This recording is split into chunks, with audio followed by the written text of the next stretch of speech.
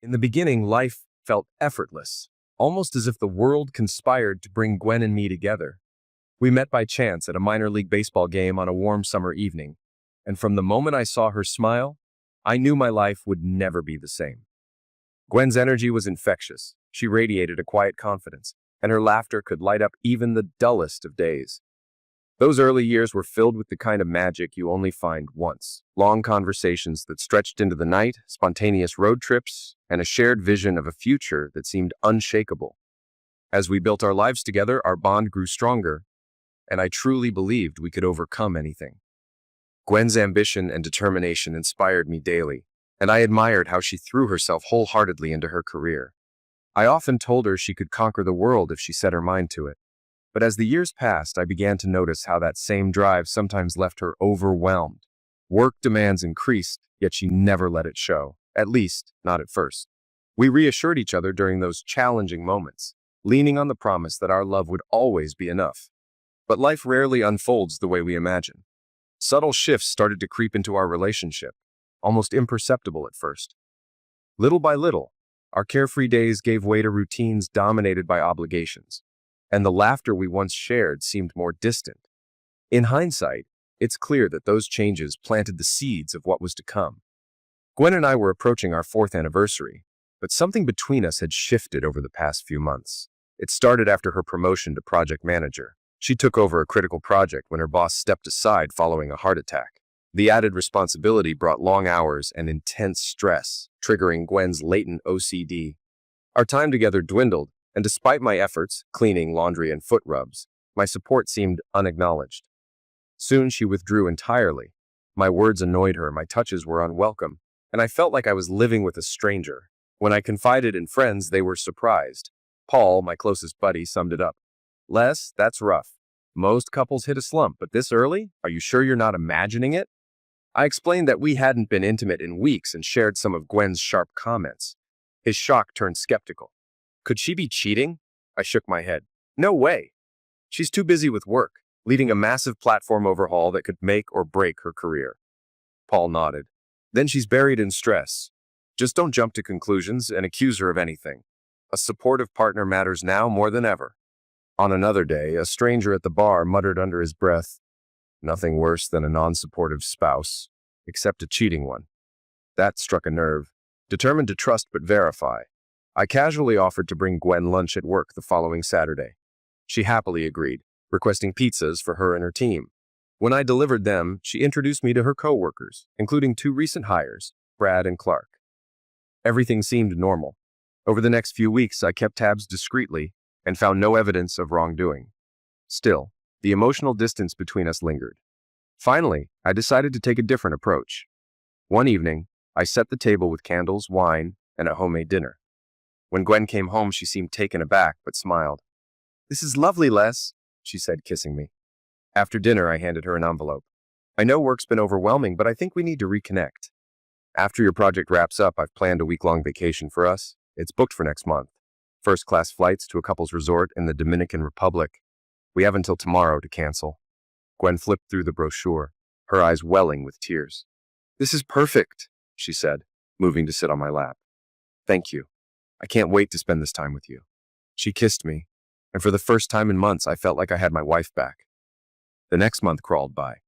Gwen's project wrapped up smoothly, with only minor issues to address, and our intimacy slowly returned. It wasn't the fiery passion we once had, but once-a-week connection was a step forward. The day of our trip arrived. We packed light, 2 small suitcases, a backpack, and Gwen's purse. I planned on living in shorts and polos, while Gwen had packed a few sundresses, shorts, and 2 bikinis that promised a hot week ahead. Excitement buzzed as we stood in the first-class TSA line, ready for a fresh start. Then, out of nowhere, Brad showed up. Gwen froze, her voice sharp with surprise. "Brad, what are you doing here?" "I need to talk to you," he said, ignoring me completely. Annoyed, I jumped in. "Can't this wait? She's on vacation." Gwen's tone shifted, firm but tense. "Les, please go ahead. I'll catch up. This won't take long." Reluctantly, I left her with Brad and headed through security. At the gate, boarding began. I tried calling Gwen, but it went to voicemail. My texts, first, "Where are you?" then "You're cutting it close," were met with silence. The plane doors closed. My phone buzzed. A single text from Gwen. "I'm so sorry. Panicked, I asked the flight attendant if I could leave. Her sympathetic look said it all. "We can't return to the gate for that," she said, handing me a small bottle of bourbon. 5 hours later, we landed in Punta Cana. I immediately called Gwen, but she didn't answer. Instead, I saw her voicemail. "Les, I'm so sorry. Please read the email I sent you. It explains everything. I'm sorry to take the coward's way out. You deserve better." Dread filled me as I opened her email. "Les, I thought this trip could help us start over, but I can't keep lying. For the past 4 months, I've been having an affair with Brad. I never meant for it to happen, but it did." Her message went on. Apologies, excuses, and a full confession. I sat there, reeling. By the time I cleared customs, my hollow expression must have alarmed the agents. They pulled me aside for questioning, but after showing Gwen's Dear John email, they let me go. Defeated, I headed to the resort, hoping for a bed and some solace. Instead, I hit another wall. "Where's your wife?" the check-in clerk asked. "She couldn't make it," I replied, forcing calm. "I'm sorry, sir. This is a couples-only resort. We can't check in single guests." Desperation bled into my voice. "I paid $5,000. Can't you make an exception?" Rules were rules. The night manager kindly arranged a room at another resort and sent me there with a driver. Alone, in a strange place, I stared at the ceiling that night, wondering how it had all fallen apart. When I tried to check into the second resort, my credit cards were declined. Frustrated, I used my emergency card, another decline. I called Gwen, but she didn't answer. The bank's hotlines confirmed my worst fear. Both cards had been canceled. Desperate, I texted Gwen, "Why did you cancel the cards?" Her reply came 10 minutes later. "Brad thought it made sense since the resort was prepaid and all-inclusive. He said you wouldn't need them." Reading her message, I unleashed a string of curses that startled the hotel clerk. Thankfully, I had over $600 in cash, enough to pay for the night, though the dingy $300 a night room barely felt worth it. With half my cash gone, I sat on the bed trying to process everything. I couldn't access my bank accounts, so I called my brother in Denver. After convincing him and his wife that I wasn't joking, I endured their shocked reactions. "Not Gwen! And that witch!" Eventually, my brother agreed to wire me some money the next morning. Next, I called the airline. My return ticket wasn't transferable, thanks to my choice of the cheapest option, and buying a new ticket required cash in person. The soonest flight home was a red-eye on Tuesday. Left with nothing but time, I opened Gwen's email for the second time. "Les, I'm so sorry. I thought this trip might help us start fresh, but I've been lying to you. For the past 4 months, I've been having an affair with Brad. It started as emotional support during late nights at work. I resisted at first, but one Saturday, after the rest of the team left, I gave in. I wondered why you didn't notice me pulling away, and that only drew me closer to him. Now I see how many times you asked what was wrong and tried to help. But when you planned this trip, something clicked. I realized I wanted to save our marriage. The next day, I ended it with Brad, but he didn't take it well. He kept trying to pull me back in, and I was too weak to resist. Even at the airport, he convinced me to stay, saying you'd hate me once you found out. He was probably right. I couldn't face 5 hours sitting next to your anger. I need this week to process what I've done. By the time you return, I'll be gone. Please, don't hate me. I know I can't fix what I've broken, but I hope you find peace. With regret, Gwen." The letter answered a few questions, but left me angrier than before. Her affair had likely been happening right under my nose at the office. With an hour until the bar closed, I headed downstairs. A drink seemed fitting, a toast to my cheating wife and the end of my marriage. Growing up, my dad had drilled 3 rules about drinking into my head. "Les, getting drunk won't solve a thing. Don't be the weeping whiner, the violent jerk, or the laughing fool. Drink slow, enjoy the buzz, and know your limit. And if I ever catch you drinking and driving, I'll take away your car, no matter how old you are." Dad wasn't a teetotaler. He could hold his beer with the best of them, but I'd never seen him drunk or reckless. Tonight, his words echoed in my mind as I sipped my bourbon, steady and controlled. It was time to figure out how to start over.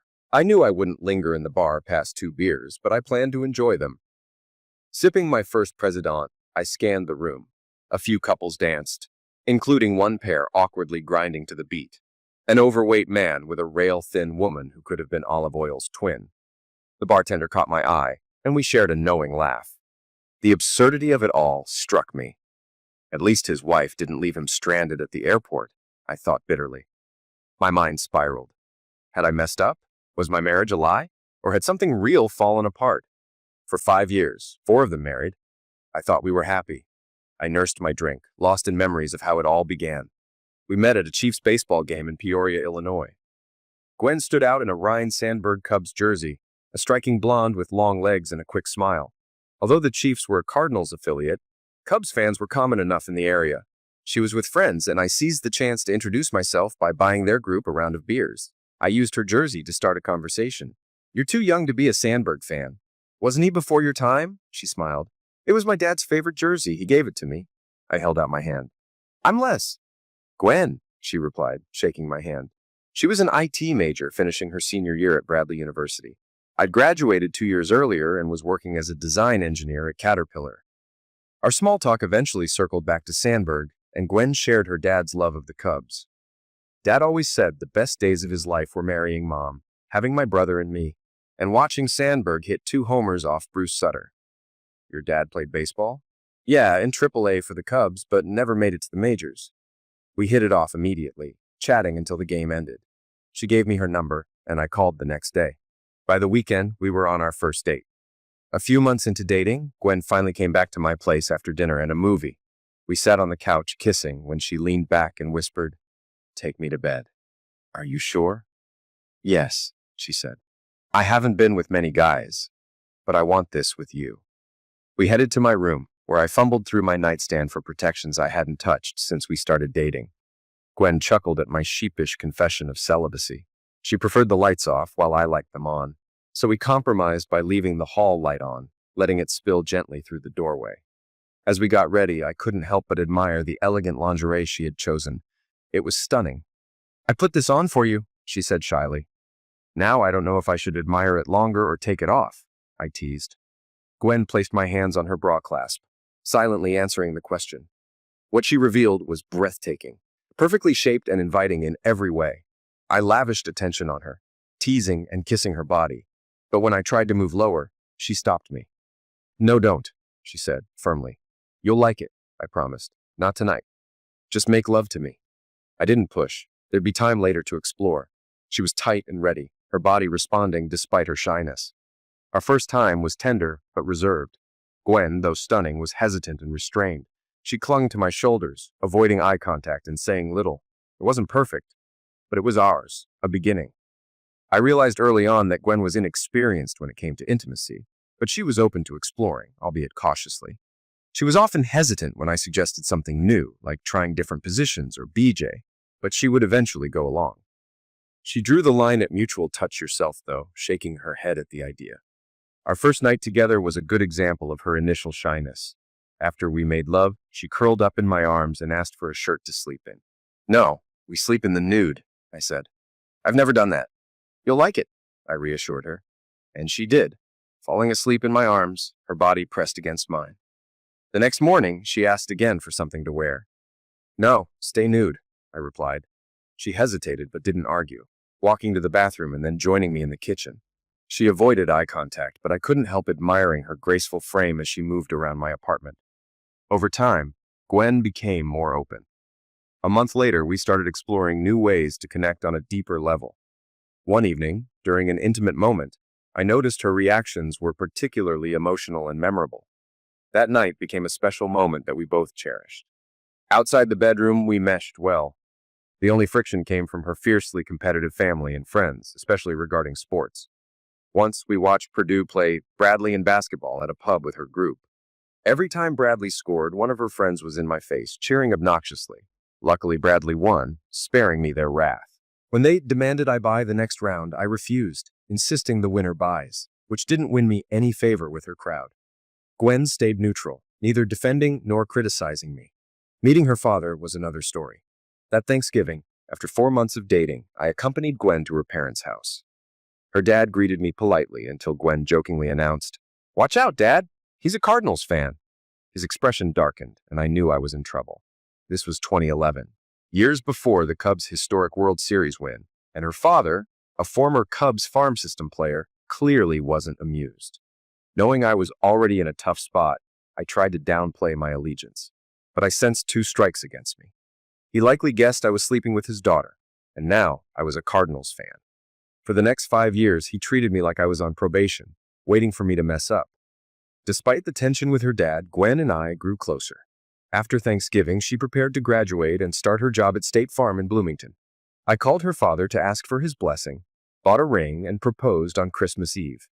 Gwen said yes through happy tears, and we began planning a July wedding. We respected her family's preference for no premarital cohabitation, so Gwen kept her apartment with her roommates, though she stayed at my place most nights. After the wedding, we moved into a small farmhouse midway between my job in Peoria and hers in Bloomington. Our wedding day in late July was perfect. We honeymooned in Miami Beach, where Gwen turned heads in her tiny bikini, classy but alluring. For the next year, we made love every day, blissfully happy. Over the next 3 years, we planned for children and a house, aiming to start a family before Gwen turned 30. Then, 4 months ago, everything unraveled. And now here I was, thousands of miles from home, alone in the Dominican Republic, sipping beer and wondering how it all went so wrong. The bartender rang the bell for last call, signaling the end of a long night. I finished my second president, left a generous tip, and thanked him for providing a quiet space to think before heading back to my room. Monday morning brought more headaches. I discovered that all our shared bank accounts had been closed. Thankfully, my brother had wired me money, which I collected at Western Union before heading to the airport. The earliest flight I could get was Tuesday night. Resigned, I returned to the resort and extended my stay by a day. To avoid wallowing in misery, I went for a run along the beach, followed by a swim in the warm ocean. Still, seeing happy couples everywhere only deepened my sense of rejection. I retreated to my room, ordered room service to avoid more reminders of what I'd lost, and spent hours absorbed in a spy novel from the hotel boutique. Tuesday passed in much the same way, a run, a swim, and a quiet lunch in town before heading to the airport. 7 hours of waiting turned into more reading, and the red-eye flight offered little rest. After landing and enduring a 2.5-hour drive home, I finally stood in our bedroom, staring at the empty space where Gwen's clothes and belongings had been. By Wednesday noon, I woke from sheer exhaustion and called a friend to get the name of a divorce attorney. That afternoon, I met with Henry Abbott, a no-nonsense lawyer who assured me he'd protect my interests. He had me document every detail of the ordeal, from being stranded in the Dominican Republic without funds to the money I spent getting home. He also requested a full inventory of our shared assets and anything missing from the house. Henry warned me Gwen might try to serve me first. Letter. It positions her as the one ending the marriage, and will gain insight into their strategy, he explained. Sure enough, Monday morning, Sarah, our office administrator, informed me someone was waiting to see me. It was a process server with divorce papers. As I read through the papers, anger surged. I almost called Gwen to confront her, but stopped myself, remembering a friend's cautionary tale about a similar situation. Instead, I handed everything to Henry, who assured me we'd handle it. 2 months later, I sat in a courtroom, nerves frayed. The judge entered, a woman, and I braced myself for the worst. Gwen's lawyer presented their demands while Gwen avoided my gaze. Notably, Brad was absent, a calculated move, I assumed. When it was our turn, Henry laid out the facts, emphasizing Gwen's unilateral decisions and my abandonment overseas. The judge, clearly prepared, turned to Gwen. "Miss Harper," she said, addressing Gwen by her maiden name, "you've made no allegations of offense. Did you leave your husband simply because you fell in love with Mr. Bradley Parker?" After conferring briefly with her attorney, Gwen answered, "Yes, Your Honor, there was no offense." The judge nodded. "Thank you for your honesty. False claims of offense are something I do not tolerate in my courtroom." She reviewed her notes before delivering the ruling. "The divorce is granted, effective immediately. There will be no spousal support. Each party will retain their personal retirement funds and possessions. Joint assets will be split 50-50. From Ms. Harper's share, she will reimburse Mr. Lester for $9,000 in vacation costs, expenses incurred in the Dominican Republic, and return airfare. Additionally, she will cover all attorney fees for both parties and pay $3,200, representing half the rent for the 7 months since she left the marital home." The judge turned to Gwen, her expression firm. "You claim to have loved your husband. If this is how you treat someone you love, I can only imagine how you treat those you don't." And with that, it was over. No celebration, just relief. And the weight of starting over. The ruling left me speechless. Of the $20,000 in our savings, Gwen would be paying me back nearly $16,000. As my attorney Henry and I left the courtroom, Gwen called out behind me, "Les." I ignored her, stepping into the hallway where Brad sat waiting. He began to stand, but I was already in his face. "She'll cheat on you too," I said, walking past him without waiting for a reaction. Outside, I turned to Henry. "Lunch is on me," I offered, and we headed to a diner across the street. "I thought I was doomed when I saw the judge was a woman," I admitted. Henry chuckled. "That's a common misconception. Honestly, it's usually the older male judges who hand the cute wife everything. Judge Carter, though, you couldn't ask for better. She's tough but fair, and she doesn't put up with nonsense." "You knew it'd be her courtroom. Why not tell me?" I asked. "No need to get your hopes up or make you nervous," he said. "She's been married to the same guy for 40 years. He's a machinist, great golfer, and everyone at the club loves him. It's a true partnership. They're equals. She values that, which worked in your favor." Over lunch, Henry shared a story about Judge Carter putting a disrespectful local bigwig in his place during a country club event. Her loyalty to her husband and disdain for arrogance were clear. I laughed, easily imagining the scene based on my time in her courtroom. "You're different from most lawyers," I told Henry. "My dad worked over 30 years at CAT, and my mom raised 5 kids. When I got into law school, Dad hugged me and said, 'Don't become an a-ho.' He's 90 now, but he'd still set me straight if I needed it." After thanking Henry again, I walked away, determined to rebuild my life. Well-meaning friends and coworkers kept trying to set me up with women they thought would help me move on. The problem was, I wasn't looking for another relationship. Everything was still too raw. I just needed to blow off steam without strings attached. Unfortunately, dating someone's sister or cousin wasn't the right way to scratch that itch. Instead, I frequented bars known for casual hookups and even took dance lessons. Women love a guy who can lead on the dance floor and buy a couple of drinks, and I wasn't short on opportunities. But there were risks to playing the field. One night, I hit it off with an attractive woman. As we left the bar, I noticed a faint tan line on her ring finger under the light. Alarm bells went off. "Are you married?" I asked. Her deer-in-the-headlights look told me everything. "Yes," she admitted hesitantly, "but my husband's away." "Where?" "Afghanistan. He's in the army." Fury surged through me. "Your husband's risking his life and you're out looking to cheat on him? You should be ashamed of yourself." She broke down, collapsing onto the pavement in tears. "I'm sorry. I'm such a hoe. He's been gone 5 months and I worry every day. I got so lonely, and some guys at work kept hitting on me. I didn't want to cheat with someone I'd have to see again, so I went out tonight. I just wanted to feel like a woman again, to feel a man's arms around me. I didn't even know if I could go through with it. I'm sorry." Looking across the street, I spotted a late-night diner. "Put your ring back on," I said. "Let's get some coffee." I handed her my handkerchief to dry her tears. She looked at me gratefully as we walked. I didn't have it in me to judge her further. Life had a way of breaking people in ways I was only beginning to understand. Kelly and I spent the next hour in the diner as she opened up about her husband, Sergeant John Tyler, and the 2 co-workers at her office who had been harassing her. Their relentless advances had worn her down, leaving her vulnerable and confused. I urged her to report them to HR, and she reluctantly agreed.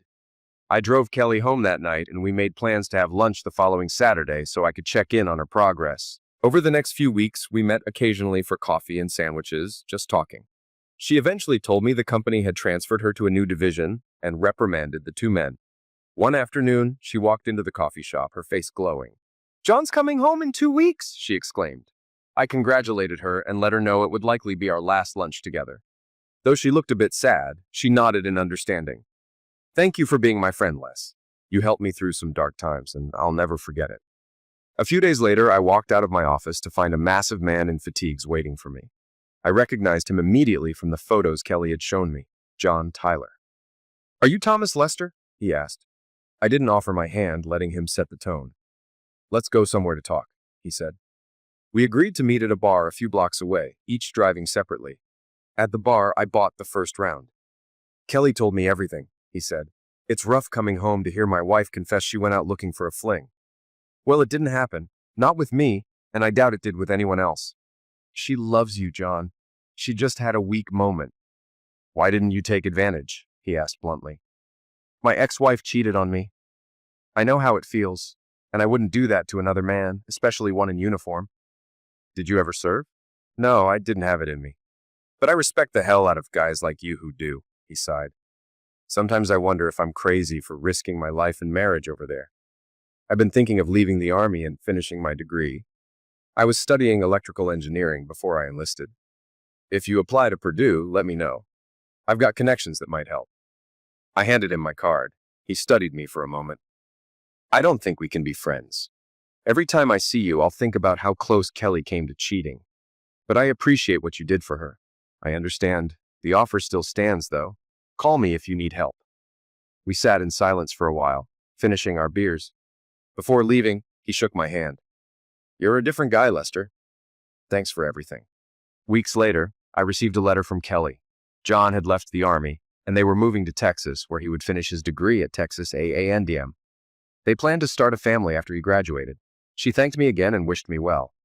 Despite my own experience, I hoped they'd build a strong marriage. Deep down, I still believed in love. About a month later, I was surprised to find Gwen's younger brother, Pete, at my front door early one Sunday morning. Their father sat in the car parked in my driveway. Les, Dad and I need to talk, Pete said. Pete, you're welcome inside, but your father can stay in the car, I replied flatly. Pete relayed the message, his father visibly irritated, as Pete returned alone. I poured Pete a cup of coffee and sat down. Gwen's in a bad place, Pete said. Yesterday, Dad and I pulled her out of Brad's apartment. He hit her, and she's pretty bruised up. I'm sorry to hear that, I said evenly. But that's not my problem. Gwen and I have been divorced for 6 months. She's been crying nonstop, Pete continued. She says leaving you was the biggest mistake of her life. Dad and I were hoping you might take her back. I shook my head. I'm sorry she's hurt, but I could never trust her again. She broke my heart. Where is she now? At the Holiday Inn. She didn't stop us from coming to see you, but she couldn't face you herself. I hope you help her find a safe place, but it won't be with me, I said, standing to signal the conversation was over. Pete rose reluctantly and shook my hand. For what it's worth, I don't blame you. You treated her well and she threw it away. I had to try. Goodbye, Les. As Pete left, I avoided looking at their father. I heard the car pull away, and that was the last I ever saw of Gwen's family. Later, mutual friends told me she moved north, taking a job in Northbrook with Allstate. The year following my divorce was filled with fleeting encounters, over a dozen 1 or 2 night stands. I wasn't proud of it, but each left me a little more whole. Practice, as they say, makes perfect. I met Grace at a concert on the ISU campus, not a rock concert, but a performance by a Chicago chamber orchestra featuring variations on La Folia by Salieri and other Italian composers. The petite woman sitting next to me, with her Twiggy-like features and mod Brit vibe, struck up a conversation during intermission, asking if I was enjoying the music. Grace, a graduate student in graphic arts and a cellist, agreed to let me buy her a drink after the concert. At the pub, we exchanged stories. Despite her name, Grace wasn't raised in a religious household. Her parents, former commune members, named her after Grace Slick from Jefferson Airplane. When I mentioned living in a farmhouse, her face lit up. After walking her home, I got a cheek kiss and her number. Intrigued by how different she was from anyone I'd met, I called her the next day, and we planned to attend an art exhibit the following weekend. Work went well that week. I'd earned a promotion and a pay raise, so by Saturday I was feeling great. When I picked Grace up on the sunny April afternoon, I considered suggesting beers on a patio instead of viewing student artwork, but I stuck with the plan. At first I regretted it. Many pieces seemed designed solely to shock, including a triptych that blatantly depicted Mary in explicit acts with the Holy Trinity. Disgusted, I whispered, I think I'm ready to leave. Grace squeezed my hand. Let's check the next gallery first. If you still feel that way, we'll go. Reluctantly, I followed her, and was relieved to find artwork that actually inspired thought and emotion. One painting caught my attention. A man and woman, nude, walking down a staircase. Their faces were captivating, full of unspoken tension. Then I noticed the woman wore a wedding ring, but the man's hand was bare. The title card read, Oil on Canvas, Le Dernier Après-midi des Amoureux, by Grace Powell Adams. You painted this? I asked, stunned. She smiled knowingly. Yeah, do you like it? It's incredible. What does the title mean? The Lovers' Last Afternoon. Now their expressions make sense. Why is it their last? I can't decide. What do you think? She asked. I hesitated, unsure how to answer. But before I could, Grace pulled me toward another room to show me a second piece. This one, a vibrant animation drawing of a giant fish tank teeming with life, was a complete departure from the first. This is amazing, I said. My niece would love it. Why is all the great art tucked back here? And that other stuff front and center. Grace laughed. The professor curating the show is trying to impress the Chicago avant-garde crowd.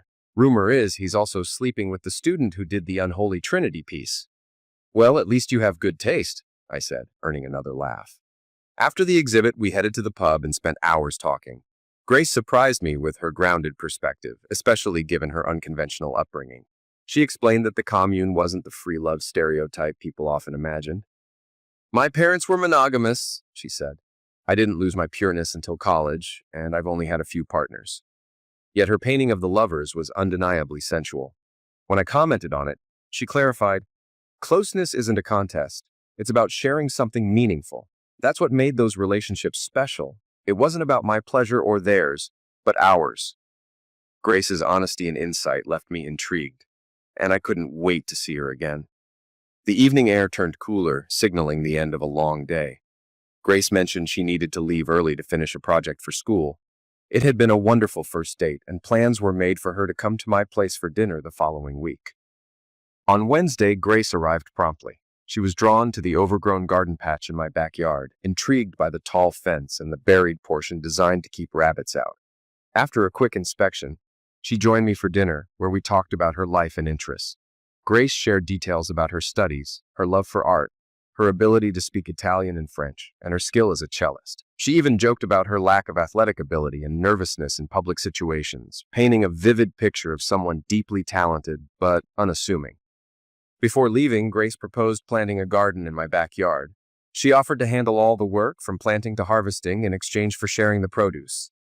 After discussing logistics, I agreed, drawn as much by the idea of fresh vegetables as by the thought of seeing more of Grace. Over the next 2 weeks, Grace worked tirelessly in the garden. She called me before each visit, and I often came home to find her immersed in the soil. One day, she rented a rototiller to prepare the ground, and I helped her finish the job. When a load of manure arrived, we spent a rainy weekend spreading and mixing it into the soil. Grace seemed overjoyed, expressing how much she missed the connection to nature and the satisfaction of working outdoors. Her enthusiasm was infectious, and I began to appreciate the process myself. During one of these evenings, Grace mentioned her lease would soon be up and her roommates were graduating. She asked if she could rent my spare bedroom, offering to pay rent and share household expenses. Though I had hoped our relationship might become romantic, I agreed, knowing I enjoyed her company too much to turn her away. We discussed arrangements, dividing costs and responsibilities. Grace seemed thoughtful and considerate, ensuring everything was planned. With that settled, she left, promising to return soon to begin planting. As I watched her leave, I wondered what the future might hold for this unexpected connection. A warm, sunny Saturday morning seemed perfect for a productive day. I decided to bike into town for some office work, leaving Grace a note on the kitchen table to let her know I'd be back by 4 and hoped we could have dinner together. However, upon arriving, I realized the IT department had shut down the system for upgrades, a detail I'd completely forgotten. Despite the wasted trip, I was in a good mood. There was still time to enjoy the day and spend it in the garden with Grace. I headed home whistling. As I approached, the driveway gates were closed and Grace's car was parked inside. Curious, I peeked around the house toward the garden. There she was, working with a hoe, completely undressed except for her gardening boots. Her back was to me as she bent over to plant seeds, her movements deliberate and fluid. I froze, caught between admiration and guilt for watching. Not wanting to intrude, I decided to retreat and make noise as if I'd just arrived, giving her a chance to cover up. But as I turned, the barn cat darted in my path. I tripped, the bike clattering to the ground, and Grace spun around in alarm. She spotted me, froze momentarily, then reached for a nearby dress. In that moment, I saw everything: her petite frame, flawless skin, and natural beauty. Realizing I'd been caught, I locked eyes with her and saw something deeper in her hazel gaze: vulnerability, curiosity, and maybe even desire. Without thinking, I rushed into the garden, wrapped my arms around her, and kissed her. To my relief, she kissed me back. It felt natural, inevitable. I told her I loved her, surprising even myself. Grace admitted she'd been unsure about how I felt, and assumed I saw her only as a friend. She had doubted her own appeal, comparing herself unfavorably to the photos of Gwen I still had in the house. I reassured her, confessing how beautiful and unique I found her. She seemed to believe me, her hand brushing against my arousal, a playful smirk forming on her lips. Moments later, I carried her into the house and to the bedroom. There was no hesitation as we embraced, ignoring our sweaty and dirt-covered bodies. The passion between us was raw and overwhelming. Afterward, we showered together, playfully washing away the grime before falling into bed again, this time exploring each other more slowly and intimately. Later, as we lay together, Grace asked if this meant she'd no longer need the second bedroom for herself. I smiled, realizing she wanted to move in permanently. She promised to wait until after finals, but agreed we were no longer just roommates. I couldn't resist asking about her gardening without clothes. She explained it was something she'd grown up doing, a way to feel connected to the earth. Swimming, too, was something she'd always done nude. Skinny dipping in the commune's lake had been her norm. The thought stirred something in me, and Grace teased me for it, climbing onto my lap and drawing us into another slow, sensual moment. We didn't get much planting done that day, but we eventually made it back to the garden, embracing the new rhythm of our relationship, one that seemed perfectly natural, like working the soil under the sun. Gardening without clothes had its appeal, but I couldn't wait to try skinny dipping next. It never crossed my mind to let Brad walk away unscathed after his role in wrecking my marriage. While Gwen bore equal responsibility for its collapse, Brad had brazenly disrespected our vows and pressured her to financially cripple me during the divorce. He deserved payback. I wasn't in a rush to exact revenge. As my relationship with Grace deepened, I questioned if it still mattered. The answer was clear. It did. But violence was out of the question. I wasn't willing to risk jail time, knowing full well I wouldn't last a day in prison. Instead, I turned to the internet. Over 2 years, I spent an hour a week researching Brad online, using aliases to quietly monitor his life. Patience paid off when an opportunity arose. Brad, now engaged to a stunning woman and working in IT at a conservative brokerage, was ripe for a reckoning. With the wedding weeks away, I decided to save his fiancée from future heartbreak. For $4,000, I set my plan into motion. Brad was a regular at a local hotel bar on Wednesdays, sticking around after most of his coworkers left. Enter Lacey, the Chicago call girl I hired. She didn't need much effort to lure Brad to her room. A little eye contact, a drink, and a few flirtatious exchanges later, he followed her upstairs. Hidden cameras recorded everything. As they began, there was a knock at the door. Lacey introduced Philip, her supposed co-worker, who pitched the idea of a threesome. Brad, already caught on film with the courtesan, agreed to participate. Whether it was Lacey's offer of backdoor, the thrill of a threesome, or sheer recklessness, he didn't hesitate. The footage revealed everything clearly. Lacey managed the situation with precision, keeping Brad distracted while ensuring key moments were documented. Screenshots, carefully cropped to protect identities, provided undeniable evidence of Brad's actions. One moment stood out as particularly revealing, highlighting Brad's inattentiveness to what was happening around him. Reviewing the footage with Lacey the next day, I selected the most incriminating stills. True to our agreement, her and Philip's identities remained protected. Lacey even offered me a free service, but I declined, committed to Grace and unwilling to jeopardize our relationship. The plan was a resounding success. Brad's behavior was thoroughly documented, leaving no room for denial. His fiancée received an anonymous package of photos just days before the wedding. I never checked to see what became of him afterward. My satisfaction came from knowing Brad had been exposed for who he truly was, sparing another person from the same pain he had caused me. Brad, still shouting profanities, bolted into the bathroom to wash his face. Meanwhile, Lacey and Philip gathered his clothes, removing his phone and wallet. As Brad stormed out, furious and ready for revenge, Lacey coolly tossed his belongings out the door, forcing him to choose between confrontation or retrieving his things. Opting for the latter, Brad dashed into the hallway, allowing Lacey to slam the door behind him. While Brad pounded on the door, screaming obscenities, Lacey calmly called the lobby to report a disturbance. The commotion drew neighboring guests, some capturing videos of the undressed man ranting in the hallway. These clips later surfaced online, further amplifying Brad's humiliation. Hotel security eventually chased him out of the building, while Lacey and Philip slipped away, never to be seen in Peoria again. The best screenshots from the hidden cameras, including the infamous money clip of Brad's face covered in Philip's contribution, were selectively distributed. Copies were sent to Brad's boss, his fiancée, her father, a few of his close friends, and a voyeur website. The fallout was as spectacular as expected, leaving Brad disgraced. I debated whether to reveal my role, but ultimately decided against it. Escalating the situation could jeopardize my relationship with Grace, and Brad had already been thoroughly humiliated. He left town shortly after, though the evidence of his actions would linger online for years. The next 15 months with Grace were the happiest of my life. Living and loving together in the farmhouse, she introduced me to new books and ideas, broadening my horizons. That summer, I met her parents at the commune and was surprised by their warmth and generosity. The 4th of July celebration there was one of the most memorable experiences I'd ever had. Grace even convinced me to try skinny dipping. Late that first night, with everyone else asleep, we swam together under the stars. By the following year, I was swimming nude in broad daylight alongside 20 others. Despite my initial hesitation, the experience felt surprisingly natural. Just a group of people enjoying the water and sun in a carefree way.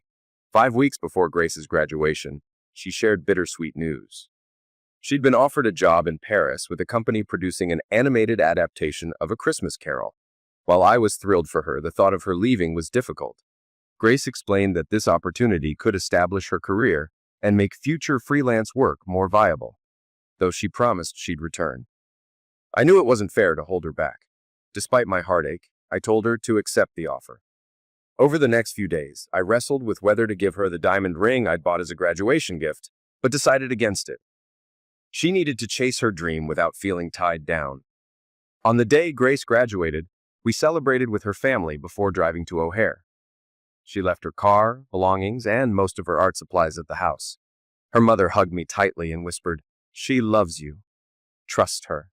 I kissed Grace goodbye at the terminal, watching her disappear into the airport, a place I now loathed more than ever.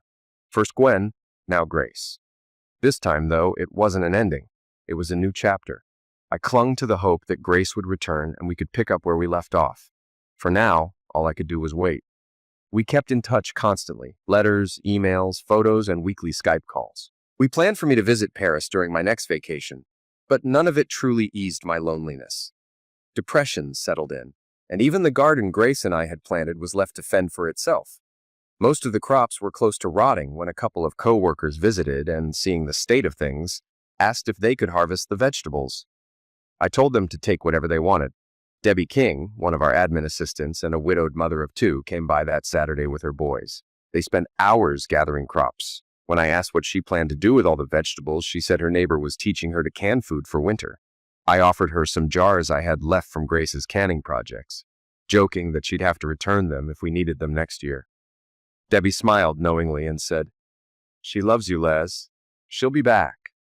I mumbled a quiet, "I hope so," as I walked back into the house, letting her leave with her boys, boxes of produce and jars in tow.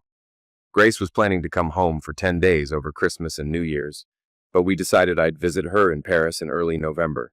She'd be working during the weekdays, but we'd have the evenings and weekends to enjoy together. Boarding my flight, I hoped my streak of bad luck at O'Hare was finally behind me. When I arrived at de Gaulle, Grace was waiting for me outside customs. The sight of her felt like the sun breaking through clouds. We embraced and kissed, prompting a few onlookers to clap. After grabbing my bag, we took a cab to her apartment. Barely inside the door, we were already pulling off each other's clothes, savoring the closeness we had missed for so long. Her apartment was a tiny efficiency, barely big enough for a pull-out sofa that passed for a bed. It was uncomfortable, but Grace's laughter and teasing about her French luxury made it impossible to complain. She pointed out that some of her co-workers lived in even worse conditions. I didn't care. With her in my arms, it felt like home. Jet lag caught up with me after our first round of lovemaking, and I fell asleep. Waking briefly in the dark, I relished the warmth of Grace's undressed body wrapped around mine before drifting off again. The next time I woke, she was dressed for work, kissing me softly. She promised to return in the evening, and we'd have the weekend to ourselves. Once she left, I explored the apartment. The kitchen was little more than a counter with a mini fridge and a hot plate. Grace had left instructions for the coffee pot and a baguette with jam for breakfast. After getting ready, I ventured out to explore Paris on foot, soaking in the city's charm. By late afternoon, I was back in the apartment, reading, when Grace burst through the door. She declared she wouldn't let me out of her sight for the next 64 hours. I joked about staying in, but she reminded me of her fridge's size and Parisian dining habits. She suggested we make love before dinner, already shedding her work clothes, and I couldn't argue with her reasoning. Saturday was a whirlwind. We visited the Musée d'Orsay, had lunch near Notre Dame, and took in the city's vibrant atmosphere. That evening, Grace introduced me to her coworkers at a restaurant. It was clear she was well liked. Her colleagues were eager to meet the man who had captured her heart. As I sat among them, listening to their stories and laughter, I felt the weight of the months apart lifting. Being with Grace again reminded me of how much she meant to me and how lucky I was to be in her life, even if only for a short visit. When we arrived at the restaurant, introductions were quick. Handshakes with the men and air kisses with the women. We settled into small groups and I found myself chatting with Holly, an English woman, Megumi, a Japanese woman, and Claude, a Frenchman. Despite their accents, Megumi and Claude spoke better English than Holly, whose British slang threw me off. Grace flitted between clusters, her French flowing easily in conversations. Our group's conversation started lightheartedly with a debate over rock and roll.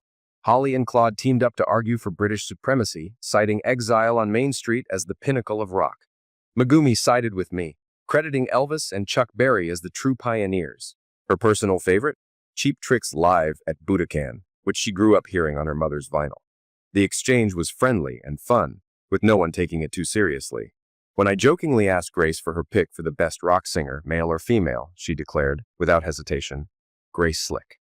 The mood shifted abruptly when Grace raised her voice in heated French, berating Jean-Paul, one of her co-workers. Everyone fell silent, watching in stunned amazement. Even patrons at nearby tables paused to listen. After a minute, Grace apologized to the group and announced we were leaving. Outside, I asked what had happened. She explained that Jean-Paul, a classic chauvinistic jerk, had insulted me in French, assuming I wouldn't understand. Grace overheard and refused to let it slide, defending my honor.